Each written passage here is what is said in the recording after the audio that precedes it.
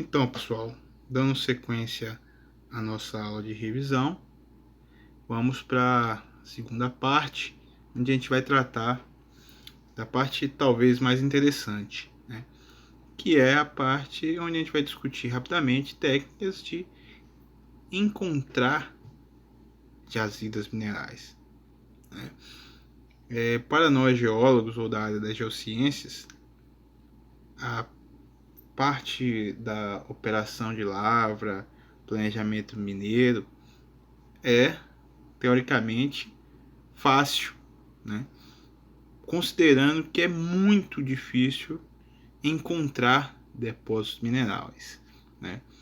Imaginem como encontrar esses depósitos minerais economicamente viáveis nessa imensidão de planeta Terra que nós temos, ok? Esses são alguns equipamentos básicos da pesquisa ou do trabalho do geólogo de pesquisa. A gente tem aqui bússola, caderneta de campo, GPS de mão ou GPS geodésico, martelinho geológico e o mapa, ou no caso aqui uma imagem aérea, poderia ser uma imagem de satélite, né? Então são ferramentas básicas para o trabalho inicial de campo. Bom, e o que a gente busca, né? A gente busca encontrar anomalias, né?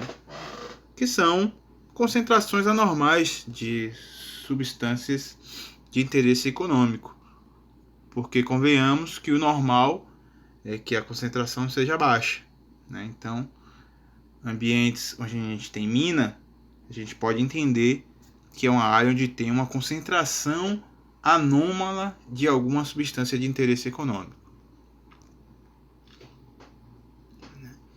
Ainda na etapa de pesquisa, a gente tem que ter ainda uma preocupação com a forma de recuperar, de separar o mineral de minério do minério. Então tem que existir a tecnologia ou a técnica de beneficiamento, e isso está no estudo da pesquisa, no relatório de pesquisa, né?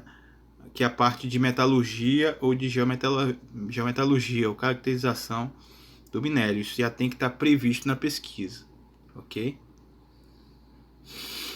Aqui a gente tem um fluxo de atividades desde a pesquisa até a produção, né? Nessa escala de tempo a gente tem toda a etapa inicial levando quase 15 anos, né? Até o início da produção, mas o que é bom destacar, né, nessa etapa, que no primeiro momento é basicamente investimentos, né? Gastos com pesquisa, mão de obra de geólogos, técnicos, amostradores, a aerogeofísica, a sondagem, a amostragem.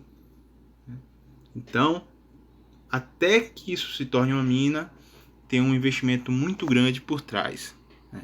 E o retorno financeiro só vem a partir da produção. Aqui a gente tem o fluxograma das atividades de pesquisa, né? Desde achar um depósito mineral, usando a partir de análise de imagens de satélites, né? Compilação de dados de geologia, estudo de mapas de geofísica, mapas geológicos, mapas regionais, né? Com isso a gente já pode ter uma ideia do potencial metalogenético da região, né? Conhecer os diferentes ambientes metalogenéticos, né?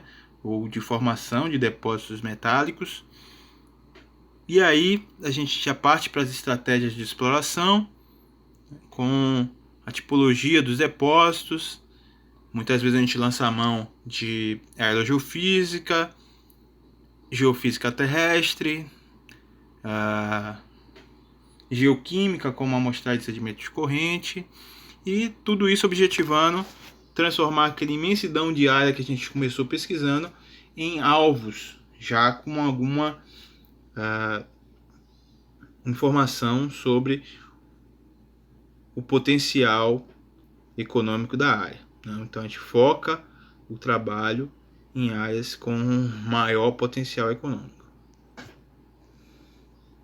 né? Então esse esquema desse quadro também ilustra isso, onde a gente, no início de um projeto, na etapa conceitual do projeto, a gente tem vários prospectos ou vários alvos, né? E à medida que a gente vai evoluindo na pesquisa, a ideia é que a gente tenha menos alvos, concentre os trabalhos nos alvos principais e até isso virar um estudo de viabilidade e posteriormente virar uma mina. Então, dentre os trabalhos de pesquisa, né, a gente vai detalhar melhor aí na frente, mas vem desde o trabalho pré-campo, com o estudo dos dados existentes, isso ainda no escritório, estudo de mapas ou imagens aéreas, para depois no campo, reconhecimento das feições geológicas do campo, né? Posteriormente pesquisas de geoquímica ou geofísica, bons resultados, partimos para sondagem, amostragem, e tudo isso vai compor no final um relatório de pesquisa já com o alvo principal identificado, um ou mais alvos identificados, né? Então a gente determina o alvo, um termo comum na pesquisa ou exploração para alvo é o que a gente chama de target, né? Então a gente pode chamar de alvo ou de target. Como eu falei, a seleção dessa área alvo usa como referência vários trabalhos, né? A gente pode usar primeiramente, como eu falei na etapa de escritório, trabalhos acadêmicos da geologia local, trabalhos relacionados a depósitos geológicos, ambientes geológicos similares em outro local do mundo, que tem o mesmo contexto geológico.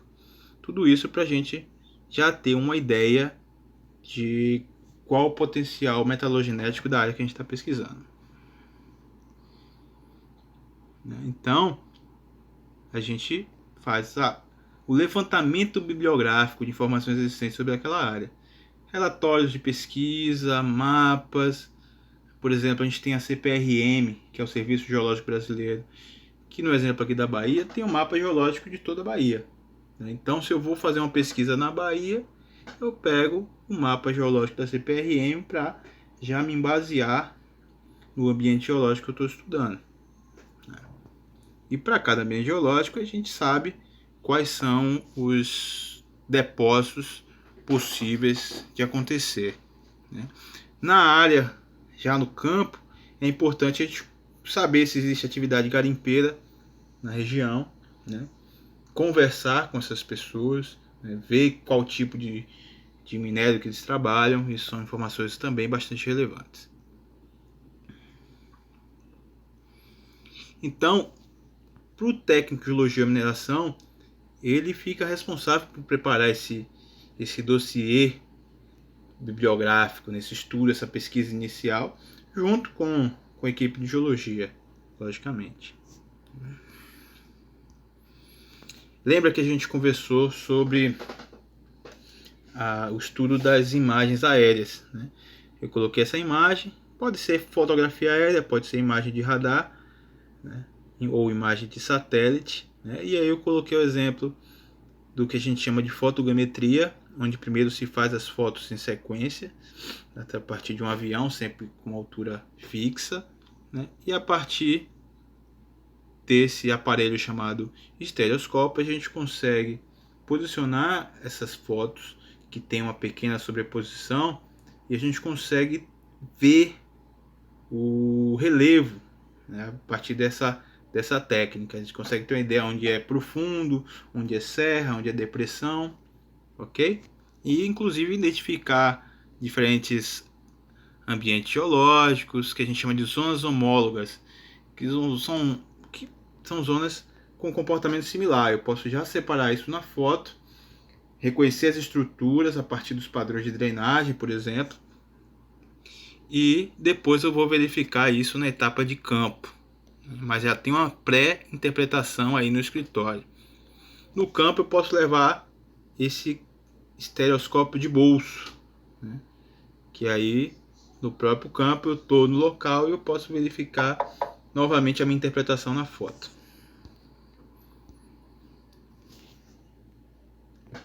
Seleção de alvos com geofísica. Eu vou falar aqui rapidamente das principais técnicas de geofísica. Na etapa de pesquisa, normalmente a gente começa com uma aerogeofísica ou geofísica aérea, que é feita através também de aviões, né? Os principais métodos geofísicos são gravimetria, magnetometria, métodos elétricos, eletropotencial, sísmico e radiométricos, né? Normalmente, após a aerogeofísica, eu já consigo reconhecer alguns alvos e, reconhecendo esses alvos, eu posso fazer uma geofísica de detalhe, geofísica terrestre, nesses alvos que eu identifiquei na aerogeofísica. Bom, um dos métodos principais é o método radiométrico. Ele mede anomalias radioativas, né? Então, alguns corpos geológicos, ele tem elementos como urânio, tório e potássio. Esses elementos ele tem um decaimento radioativo e a partir da radiometria eu consigo detectar isso, né? E isso está relacionado a ambientes que têm diversos tipos de depósitos de substâncias como terras raras, talita, tungstênio, lítio. Então, com essa técnica eu posso encontrar esses diferentes tipos de depósitos, né? Aqui um exemplo de um cintilômetro, só para comparar, que é uma técnica similar, que mede a radiação, né? E aí eu coloquei uma foto do cintilômetro, mas porque ele usa o mesmo princípio da radiometria. A imagem de um mapa radiométrico, né? Onde a gente consegue ver o que a gente chama de anomalias, são esses pontos com as cores mais intensas. Quer dizer que nesse ponto a gente teve a radiação mais forte. Mais um exemplo de um mapa radiométrico, nesse caso aí, feito a partir da aerogeofísica. A gravimetria é também um método bastante importante. Ele mede a variação do campo gravitacional em um ponto específico, uma tecnologia relativamente simples, mas parte do princípio que rochas com alta densidade ela influencia o campo gravimétrico naquele ponto.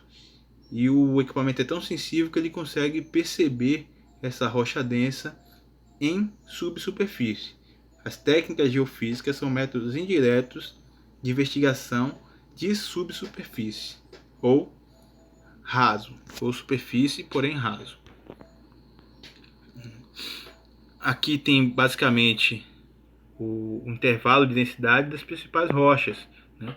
Então, basaltos, que é uma rocha vulcânica, ígnea, ele tem densidades mais altas, e rochas sedimentares, que são esses primeiros, argila, folheiros, arenitos, têm densidades um pouco mais baixas.